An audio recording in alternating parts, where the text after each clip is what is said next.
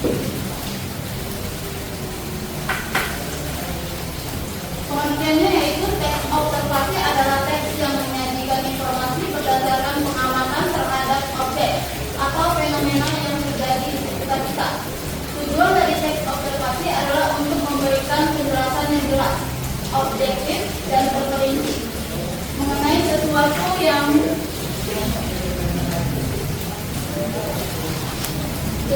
diamati tanpa adanya campur tangan pendapat atau interpretasi pribadi penulis. Ibu mau bertanya di sini. Sebelum kita melanjutkan ke slide selanjutnya, Ibu mau bertanya di sini. Apa yang membedakan teks observasi dengan teks yang lain?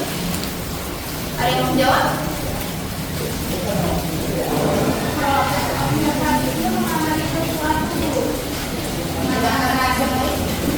Yang membedakannya itu apa? Kurang tahu dulu. Bu, saya tadi Ibu menanyakan apa bedanya teks observasi dengan teks narasi. Tergantung, semua pun boleh, apapun apa yang kalian tahu aja. Kalau teks observasi adalah jenis teks yang berfokus pada pengamatan langsung terhadap suatu objek atau fenomena. Sedangkan teks narasi yaitu lebih mengutamakan algoritma atau teks deskripsi yang menggambarkan suatu objek secara imajinatif. Seperti itu, Ibu. Ya. Ciri-ciri teks observasi. Yang pertama itu objektif, berdasarkan fakta atau kenyataan yang terlihat dan dapat dipertanggungjawabkan. Yang kedua itu deskriptif, menggambarkan objek atau fenomena secara rinci. Dan yang ketiga terstruktur, memiliki struktur yang jelas seperti identifikasi objek, deskripsi, dan kesimpulan. Sedangkan yang terakhir fakta, yang berfokus pada fakta yang ada dan tidak mengandung opini atau pendapat pribadi. Struktur teks observasi. Yang pertama itu pendahuluan, yang kedua deskripsi objek, yang ketiga itu proses pengamatan, yang keempat itu hasil pengamatan. Boleh dijelaskan tentang pendapat, deskripsi, proses, dan hasilnya? Saya Bu. Untuk teks observasi itu kan ada 5. Yang pertama itu pendahuluan. Yang dimaksud dengan pendahuluan yaitu penulis menjelaskan objek yang akan diamati seperti hewan, tanaman, atau fenomena alam. Dan yang kedua itu deskripsi objek. Misalnya itu menjelaskan ukuran, bentuk, warna, dan ciri khas lainnya. Dan yang ketiga proses pengamatan. Yang dimaksud di sini yaitu penulis menjelaskan bagaimana pengamatan dilakukan. Misalnya dengan menggunakan alat tertentu atau dengan cara mencatat secara langsung. Dan yang keempat itu ada hasil pengamatan. Hasil pengamatan itu berisi temuan-temuan yang didapat dari pengamatan objek. Dan yang kelima itu ada penutup. Biasanya penutup itu kesimpulan tentang objek yang diamati dan saran atau rekomendasi jika ada. Oke, terima kasih. Di sini mau memberikan contoh tentang teks observasi, yaitu judulnya tentang kupu-kupu di taman. Apa ada yang mau membacakan? Observasi kupu-kupu di taman. Di taman belakang rumah terdapat banyak kupu-kupu yang terbang di sekitar rumah. Kupu-kupu ini memiliki sayap berwarna oranye dengan pola hitam di tepinya. Mereka terlihat sedang memisah nektar dari bunga-bunga yang mekar di sekitar taman. Ukuran kupu-kupu ini tidak terlalu besar, hanya sekitar 5 cm dari ujung sayap ke ujung sayap lainnya. Kupu-kupu ini terbang dengan gerakan yang lembut dan cepat, sering berpindah dari satu bunga ke bunga yang lain. Aktivitas mereka biasanya terjadi di pagi hari ketika udara masih sejuk. Taman ini menjadi tempat yang menyenangkan bagi kupu-kupu karena banyak bunga yang berbunga sepanjang tahun. Kupu-kupu ini juga menarik perhatian banyak orang yang sedang ke taman untuk menikmati keindahan alam. Sudah Bu. Sudah ya. Sini kan sudah tunjuknya contoh. Jadi ibu mau kalian menyusun strukturnya. Sudah disebutkan apa saja kan strukturnya? Ibu coba disebutkan. Yang mana kira-kira pendahuluan? Oke, silakan Cinta. Bagian Taman Berkah Bunga, terdapat banyak kupu-kupu yang terbang di sekitar bunga. Taman ini menjadi tempat yang menyenangkan bagi kupu-kupu karena banyak bunga yang berbunga sepanjang tahun. Selanjutnya di bagian deskripsi objek, yaitu kupu-kupu ini memiliki sayap berwarna oranye dengan pola hitam di tepinya. Ukurannya tidak terlalu besar, hanya memiliki 5 cm dari ujung sayap ke ujung sayap lainnya. Kupu-kupu ini terbang dengan gerakannya lembut dan cepat, sering berpindah dari satu bunga ke bunga lainnya. Selanjutnya di bagian proses pengamatan. Pengamatan ini dilakukan di pagi hari ketika udara masih sejuk. Saat itu kupu-kupu terlihat aktif menghisap nektar dari bunga-bunga yang mekar di sekitar taman. Bagian hasil pengamatan, kupu-kupu ini terlihat sangat menyukai bunga yang ada di taman, berpindah-pindah dengan cepat dari satu bunga ke bunga lainnya. Aktivitas mereka sangat menarik perhatian orang-orang yang datang untuk menikmati keindahan alam di taman. Dan terakhir bagian penutupnya, taman ini bukan hanya menjadi tempat yang menyenangkan bagi kupu-kupu, tetapi juga menjadi daya tarik bagi pengunjung yang ingin menikmati keindahan alam. Terima kasih Linda. Sama-sama Ibu. Setelah saya menjelaskan tentang teknik observasi, saya akan memberikan tugas kepada kalian. Bagi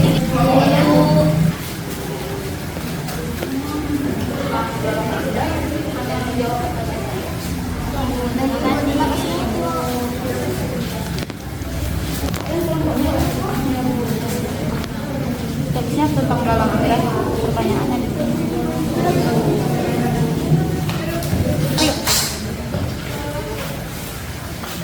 Tugasnya ini, teksnya tentang belalang anggrek. Terima kasih Ibu. Ini kan tugasnya ada tentang video dan teks kan? Ada juga pertanyaan tentang membedakan antara bunga dengan belawangnya. Ibu akan memutar agar kalian tahu seberapa mirip bunga dengan belalang tersebut. Baik.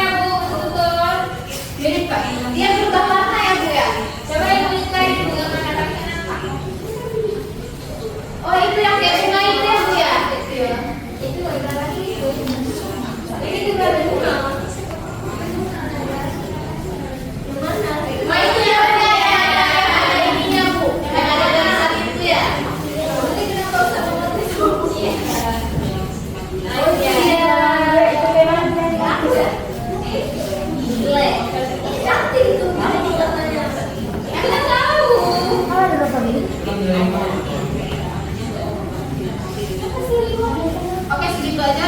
Bisa kalian jawab sekarang pertanyaannya. Untuk tugasnya Ibu berikan waktu 15 menit ya. Ya Bu. Dikerjakan terus. Apa? Ada yang tidak mengerti? Ini teksnya. Pertanyaannya kan ada 5. Ya. Ini teksnya. Jadi dijawab dari berdasarkan teks ini. Ya, ini sesuai itu ya Bu ya. Sesuai kami jawabnya di sini juga ya Bu. Jawab benar. Ada yang belum paham?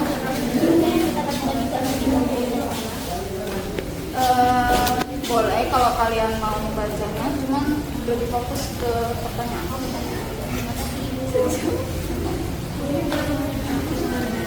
15 menit. Enggak. Caranya Bu. Itu maksudnya gimana? Ini kan teksnya terus gimana Bu? Ini kan di belakang ada pertanyaan. Dari pertanyaan dijawab pertanyaan. Semua dijawab Bu.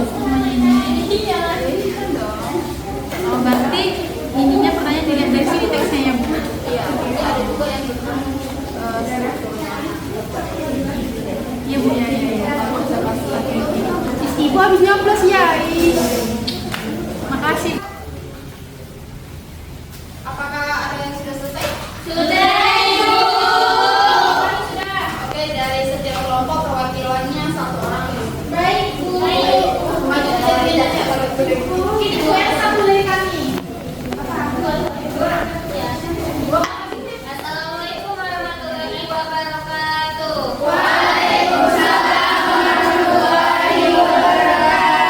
Kami dari kelompok 1 ingin mempresentasikan hasil diskusi kami.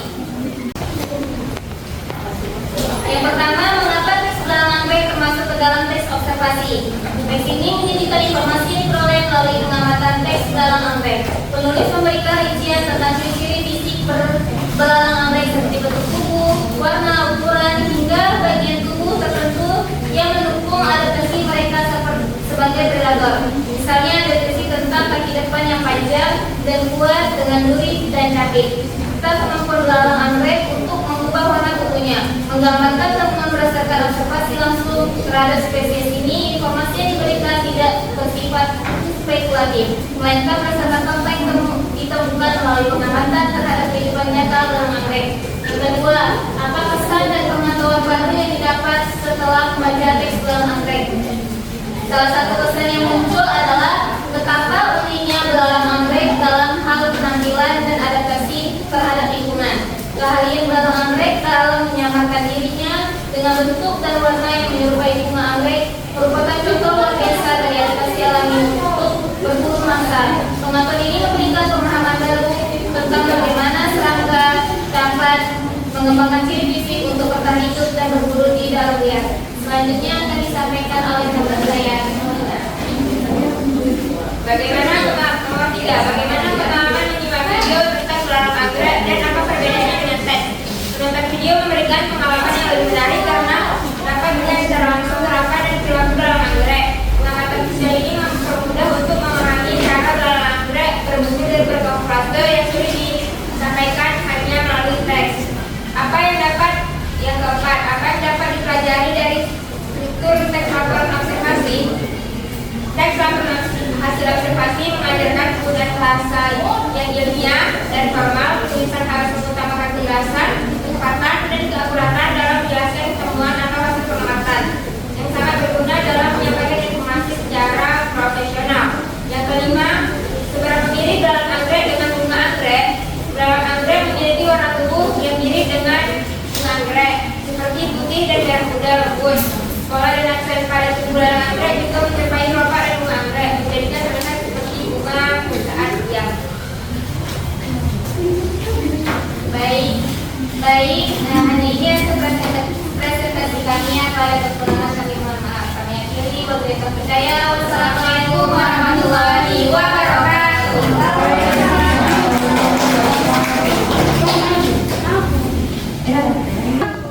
Untuk kelompok 2 boleh maju 2 atau 1 orang.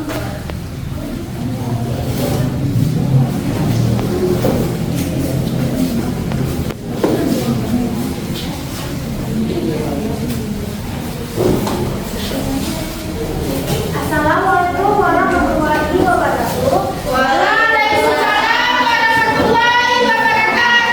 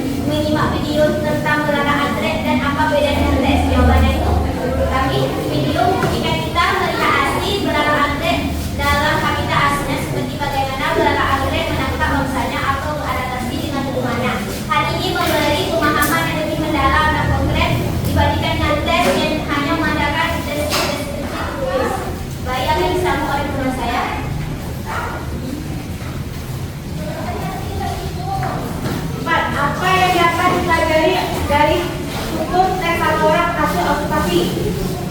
Menurut kelompok kami, dalam laporan observasi kita belajar untuk menyampaikan informasi secara objektif dan mendetail, menghindari pendapat pribadi dan berfokus pada fakta yang diperoleh selama pengamatan.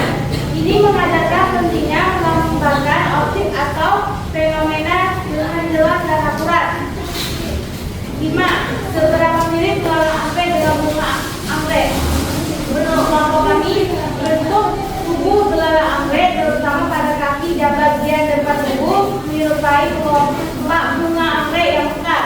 Hal ini berfungsi untuk membantu belalang anggrek berkamuflase di antara bunga sehingga dapat menghindari tergambar dan menarik merusak. Sekian dari presentasi kelompok 2. Tidak ada kesalahan dan perkataan kelompok kami mohon maaf sebesar-besarnya. Akhirnya, assalamualaikum warahmatullahi wabarakatuh.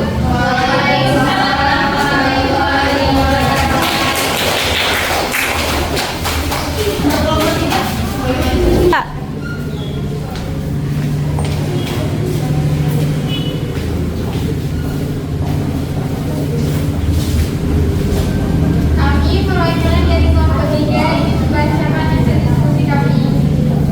Yang pertama yaitu mengapa teks belalang anggrek termasuk ke dalam teks observasi. Teks ini mencakup penjelasan mengenai daun hidup belalang anggrek, termasuk bagaimana telur diletakkan dalam sarang buih dan berapa lama telur-telur tersebut menetas. Penulis juga menjelaskan metamorfosis tidak sempurna yang dialami oleh belalang anggrek dari telur simpan hingga menjadi belalang anggrek dewasa. Yang kedua, apa kesan dan pengetahuan baru yang didapat setelah membaca teks belalang anggrek? Pengetahuan baru yang didapat dari teks ini adalah bahwa belalang anggrek mengalami metamorfosis tidak sempurna, yaitu berarti proses perkembangan mereka tidak melalui tahap kelompok. 3. Bagaimana pengalaman menyimak video tentang belalang anggrek dan apa perbedaannya dengan teks? Teks memberikan informasi secara deskriptif dan rinci dalam bentuk tulisan, sedangkan video menampilkan informasi dalam bentuk video dan visual yang lebih dinamis. Video juga dapat menunjukkan proses atau gerakan yang sulit digambarkan hanya dengan kata-kata, sementara teks lebih cocok untuk menjelaskan fakta-fakta atau memberikan pengetahuan yang lebih terstruktur dan detail. Apa yang dapat dipelajari dari struktur teks laporan hasil observasi? Teks laporan hasil observasi memiliki struktur yang terorganisir dengan baik, mulai dari pendahuluan yang menjelaskan tujuan observasi, deskripsi objek yang diamati, hingga kesimpulan atau manfaat dari hasil observasi tersebut. Hal ini memudahkan pembaca untuk memahami informasi secara sistematis. 5. Seberapa mirip belalang anggrek dengan bunga anggrek? Belalang anggrek menggunakan kemiripannya dengan bunga anggrek sebagai strategi kamuflase untuk berburu mangsa. Dengan menyamar seperti bunga, belalang anggrek dapat dengan mudah menarik serangga kecil yang terbang mendekat, yang biasanya mencari nektar dari bunga. Demikian saja hasil diskusi kami. Kami akhiri. Assalamualaikum warahmatullahi wabarakatuh. Waalaikumsalam warahmatullahi wabarakatuh.